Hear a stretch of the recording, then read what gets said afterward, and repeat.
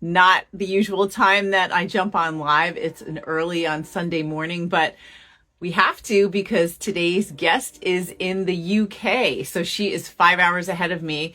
Her name is Louise. We actually met in person at the Bridging the Gap. Here she is, the Bridging the Gap conference. We're both members of, invited you. Hopefully this will work. The Amicable Divorce Network. There she is. And Hi. yeah, we met like the first night, and it was so cool to talk. And certainly, we realized that we deal with a lot of the same audience. hmm So, but we have different strengths. And so, one of your things is you've got the background in therapy. But before we even introduce you, Louise, and it's so good to see you again, of course. You too. Um, yeah, is how often do you deal with people who have unpredictable, difficult exes? Oh, most days. Most days. There's plenty, men and women that I deal with that are going through challenging times with an unpredictable co-parent, narcissistic co-parent, and people that just want revenge. They have so much resentment, so much anger towards the other person. So it's a lot. I speak to plenty people going through that. Yeah, I'm glad you mentioned the word revenge because I was just telling you that Chris and I got back from a conference with the AFCC. It's Yeah. the Association of Family and Conciliation Courts, which works on reducing the level of conflict. And the keynote speaker talked about Mhm. something I'd never heard of. It's called revenge addiction. Yeah.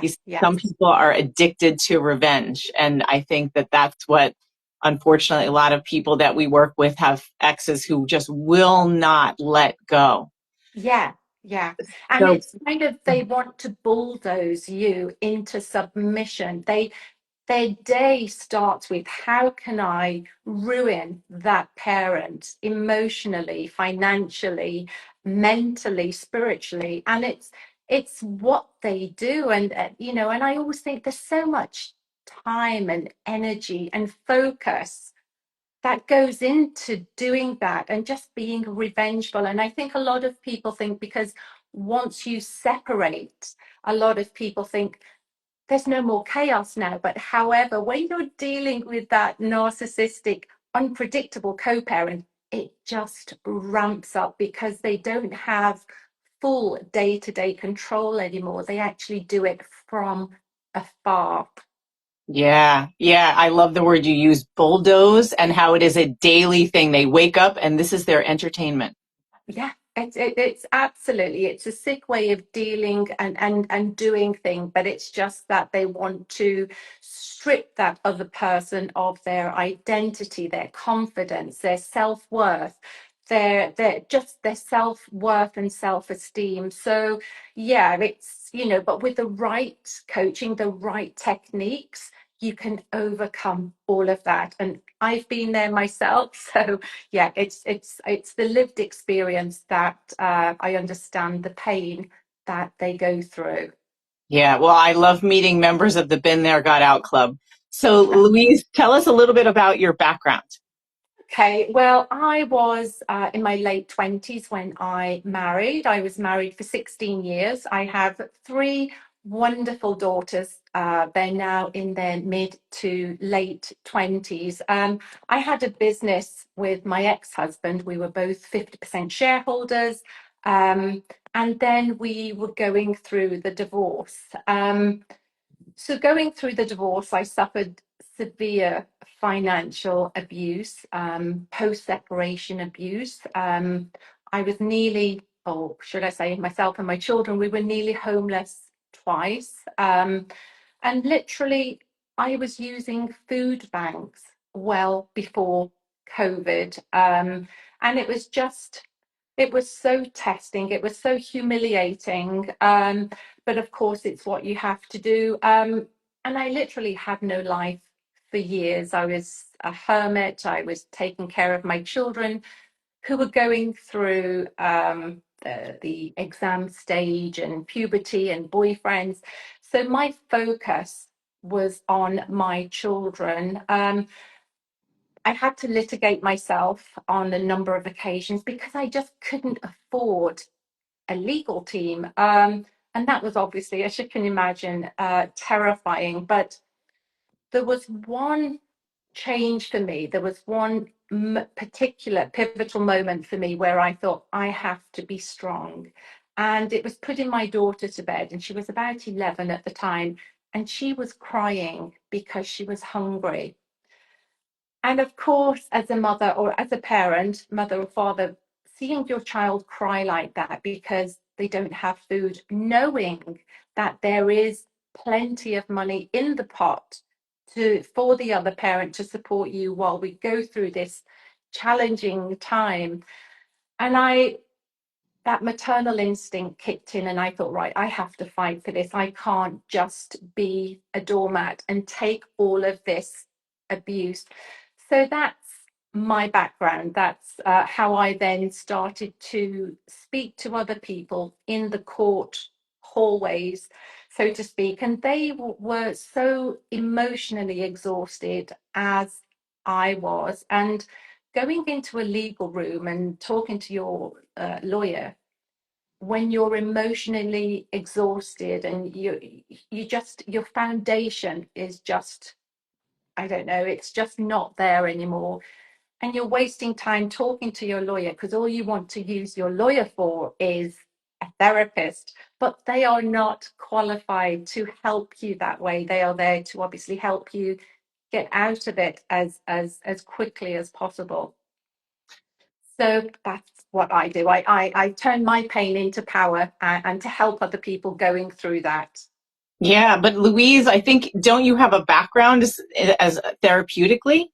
Yes, and it was going through my divorce that I did take on a degree in counselling and psychotherapy, and that's where I started helping people. I don't know where I got the energy or the time or the inclination to do that, but I just knew I had to turn my life around and look forward to the future in what I was going to do for me.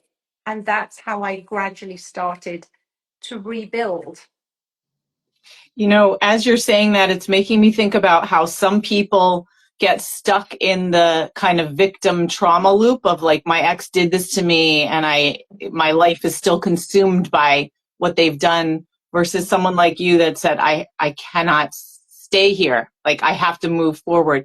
Is there Yeah. a difference in people that you see, or any personality or circumstantial or level of support that would make somebody more likely to be able to get out of that rut, which any of us are in and have been in? Yeah, and I mean, it's sometimes it's the strongest people that suffer the worst because they feel as if they're strong and nothing can touch them, and that they can deal with anything that comes their way. And I always think, focus on becoming predictable yourself, because I know with clients I have, they try and control the other parent, the narcissistic, the unpredictable co-parent. But what I help teach and navigate is to be predictable for yourself. And children need one stable, loving parent amongst the chaos that is going on. A lot of people don't think that way. They feel like, oh no, my kid is, I know I felt the same way. Like, they're destined to have this awful Mhm, existence because of what we're going through. And mhm, they're never going to have a healthy relationship. But you're echoing what I've heard many times professionals say, is that with one healthy, loving parent, mhm. especially one who provides as much stability as possible, they Yes. can be okay. Are there other misconceptions that people have about co-parenting? I had mentioned when we were talking right before we jumped on how a lot of people feel like, okay, once this divorce is done, then I can relax. Then Oh, everything's going to get oh. much easier. And it doesn't, and I'm sorry to say. And because the control, because the other parent, the abusive, the narcissistic parent, starts to lose control once they've moved out of the family home, that is when the abuse and the control can start to ramp up, because they do it from afar and they know that you have the children a lot of their time, and what they want to do is punish you and fight, throw their anger at you. And of course, again, as we talked about earlier, it's the control from afar. It will ruin you from afar. You think that you've got the separation will actually stop and cease that control, but it only enhances what they can do. And they know they can do it from afar, especially if you've got the children. They will ruin your weekend with the children. They will know that you've got fun stuff planned with your children, but they don't want you to have fun. They don't want you to have a life.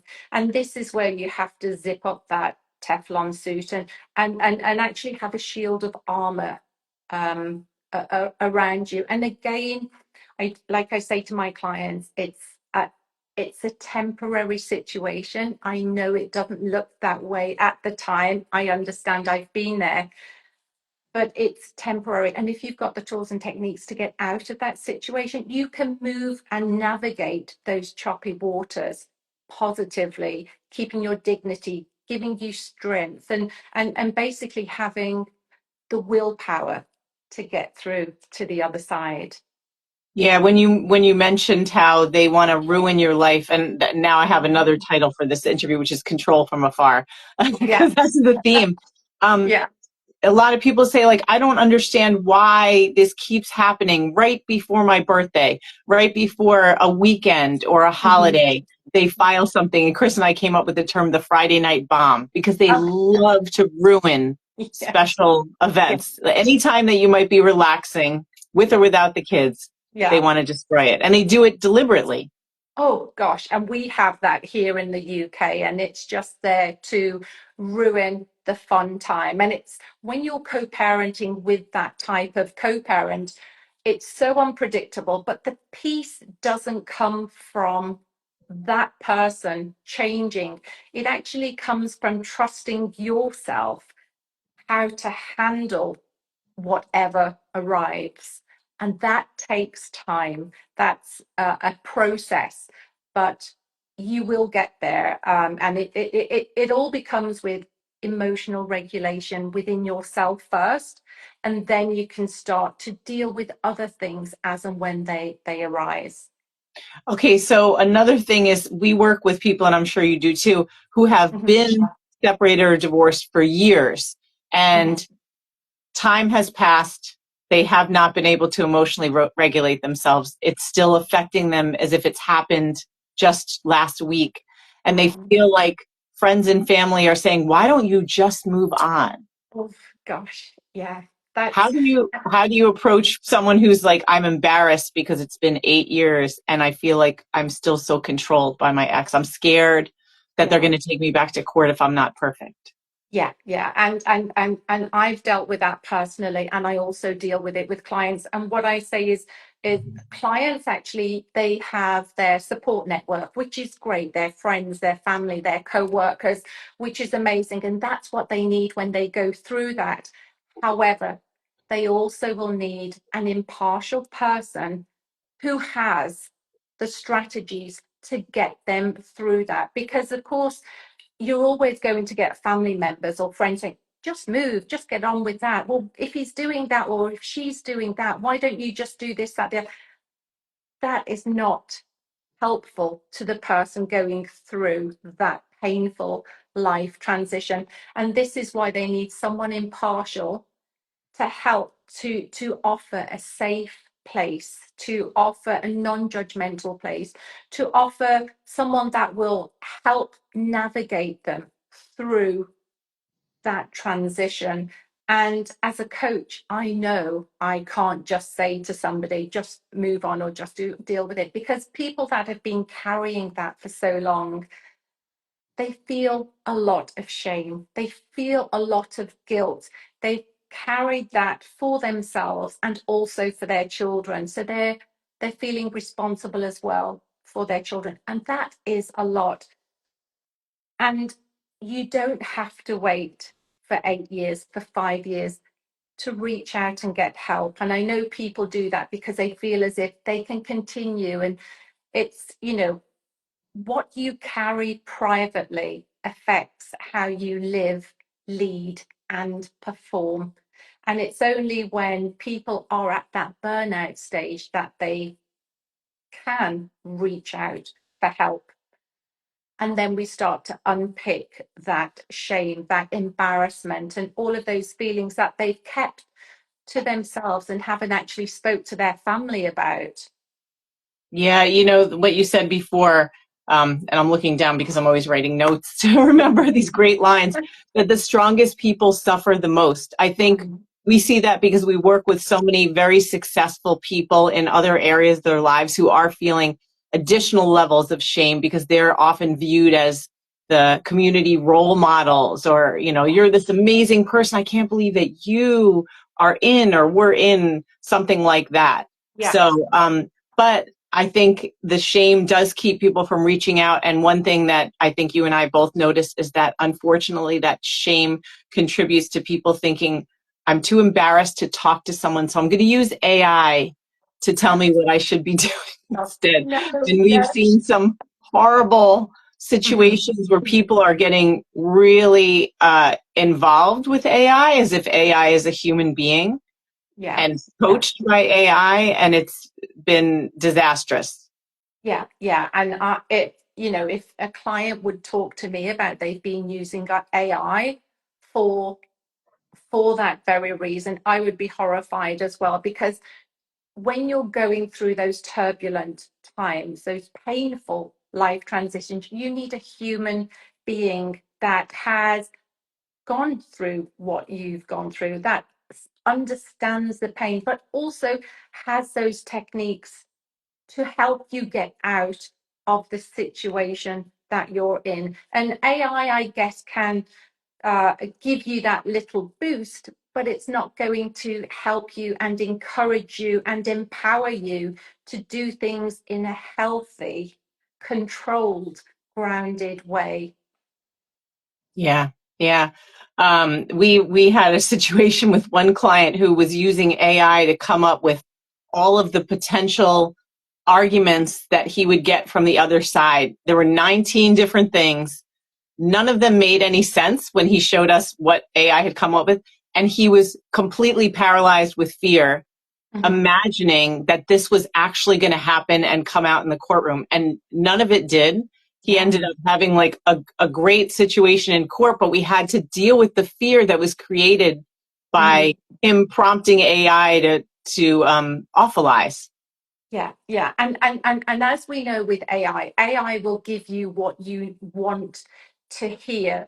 And if that client is doing that, again, he's putting all that focus on what ifs and what if this happens and what if that happens. And we know, because we've been there too, that that won't happen at the end of the day. And I think when you're putting so much stuff into AI, you're then bombarded and overwhelmed and even more confused. Mhm. And then you've got that added worry and that anxiousness and the sleepless nights and the not eating. And then going into the courtroom with all of that. So, how can you be emotionally regulated and ready to go to court when you've got so much going on up there? And I also say to my clients as well, what they like you just said, what they do is they think so much about what if and what could happen, and what's the co-parent going to do next. And I often say to my clients, how can we switch that into uh, how do you want to respond if that happens, regardless? How do you want to respond? Try not to put all your energy and your focus and your time on that person and what they're doing, because you have to start to trust yourself that if that does happen, how will I react? How will I react to the accusations, to the Friday night emails from the lawyer? Because then you've got all weekend to sweat it out, not sleep, not eat. And when the other person doesn't turn up, or doesn't take the children when they're meant to, or just again to antagonize and to annoy you, it's how do you respond? And once you've had the right level of coaching, you've built up that suit of armor, that whatever that unpredictable parent then throws at you, you know how to handle it better in a calmer fashion as well. So what are some ideas that people can do, let's say in the moment when they get one of those awful messages Yeah. that make them feel like they can't think about anything else? Yeah, okay, is to just remind themselves that they are trying to antagonize, they're trying to get at you, and the accusations can be really below the belt, really awful and disgusting. And how could that person accuse me of this, that, the other? I would suggest having a buffer, maybe not reading that on a Friday night and wait until Monday to read it. But if you can't, when you read it, go for a walk, or go and see a friend, offload, get the anger, get the frustration out, and then enjoy your weekend. But just know that letter is there for a reason, and that is to annoy your weekend. So it's almost like you already know that you're going to be upset and angry, and you're not saying don't allow it to get to you. You're Oh saying like yes. it's going to get to you, but have a plan for calming yourself down. Like I Yeah, think of walking in bilateral movement. It's like making your body go, both right and left sides of the brain, which helps deal with trauma. And yeah, also talking to a friend. It's that human connection. yeah, So yeah. you just plan Yeah, for you just, yeah, things this to is the choose it. thing, how you deal with it, and just having that buffer of time, because you know that the other person will do whatever they can to control and annoy the weekends that you've got the children, or the weeks you've got the children. But just have a little plan B, that if and should that happen, what am I going to do? I know it's there to upset me and to throw me off balance for the weekend. So when that comes at me, I'm going to do, go and meet a friend, go and take the kids to the park, go and have a walk yourself and put your AirPods in, listen to meditation, listen to an upbeat song, just something of a buffer before you go back to the house, or when you're with the children again. Yeah, you're making me think of something that we actually are doing in a couple of hours. So Chris and I have this weekly legal abuse support group, and Uh, our clients are all over the world, and a lot of times we'll meet at noon Eastern time, mhm. and sometimes people just put their earphones in and have their cameras off because it's a way to strategize, but also like update with what's happening with the week. And I'm thinking that could be something too if somebody has a support group scheduled maybe on a weekend, knowing there's the Friday night bomb, that you will have a group of people that really understand, that can kind of walk through it with you. Yeah. I was going to say, how do you deal with someone who has an ex who is throwing lies at them and they feel the need to correct the record because they feel like, oh no, my ex is saying it and it's not true and a judge might see it. And so I have to respond to every single accusation. I would say don't do it. I would say Why? But a judge is going to see it. They're going to believe it. yeah, the judge is not going to believe everything that they see. They are there for facts and figures. They're not there for, the little nitty bitties that they argument, or he or she didn't pick up the children, or they didn't pay the maintenance, or, we worry so much, and we're so reactive to doing and writing, like a whole page of he did this, he did that. Again, you're offloading your emotions, and then you're sending that to your lawyer. But also remember, post separation abuse, the narcissistic or the unpredictable parent, another way of controlling you is through the legal system. So they know that when you receive that accusation or that horrible email, that you will respond, because that's what you're going to do. And remember, your legal fees then will rise so high. So before you know it, out of the marital pot, you've got this, but you've had to pay so much in legal fees because you've been so reactive to that other person, that a chunk of that money has now gone to your lawyer. So I would say, don't react. Take a breather.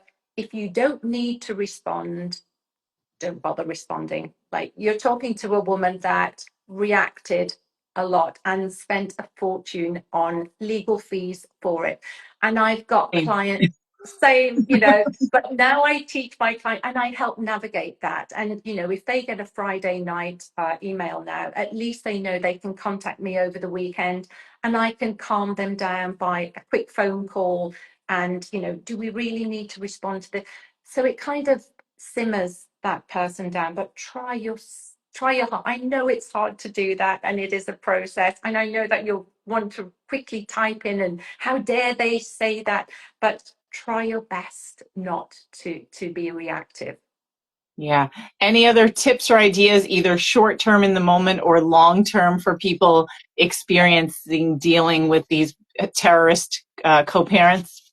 Yeah, boundaries is quite huge. A lot of people that I see, men and women, they don't have any boundaries. And I always say, well, look, boundaries are there for your protection. Your boundaries should be in the workplace, they should be with your family, your friends, and your children. You should always have healthy boundaries. It's not punishment, it's a need to have. And also, I feel that when you're going through, remember, it's not a bad life, it's a bad day, it's a bad week, but Hmm. it's also about knowing that this time will come to an end. Yeah. I mean, that's so hard to remember. There's a Mhm. saying, this too shall pass. Yeah, yeah. But And it in the moment and in the time, gosh, it's so hard to see the light at the end of the tunnel, but it's with, like you said earlier, if they've got that support group or that where they can go and offload and de-stress and try and regulate their emotions for that weekend. But that comes with practice. You're going into uncharted waters, you're thrown into this divorce or this separation or these co-parenting challenges, and it really does test you. It takes all your strength to get through it. But again, what I say to my clients, your setback will become your superpower in the future. You don't realize it now, but trust me, it will. yeah, and it's great to hear it from someone who has lived it, who has walked that path. As Yeah. I'm glad that you mentioned the uncharted waters part as well, because I think that many people feel like I should know how to do this better. And they forget, how would you know how to do this? You haven't done it before. And most people have no idea, especially those dealing with these very difficult exes. This is not like most people's separations and divorces. Where would you ever learn something like this ahead of time? Yeah, you just don't. When you're thrown into it, you learn as the days go on. And of course, you talked earlier about ChatGPT, and there's information there that can either overwhelm you or actually soothe you. But I know a lot of people try and do these things on their own.